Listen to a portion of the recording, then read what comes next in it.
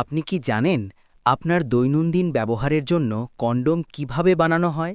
আর একটি কন্ডোম বানাতে ২০টিরও বেশি ধাপ অতিক্রম করতে হয়, আর সামান্য ভুল হলেই সেটা বাতিল। বেশিরভাগ কন্ডোম বানানো হয় রাবার গাছ থেকে প্রাপ্ত তরল দিয়ে, যাকে বলা হয় ল্যাটেক্স। তবে যাদের ল্যাটেক্সে অ্যালার্জি আছে তাদের জন্য তৈরি হয় পলিইউরেথেন বা পলিআইসোপ্রিন কন্ডোম।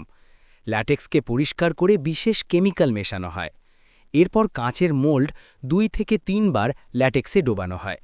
যতবার ডুব ততটা পুরো কন্ডোম।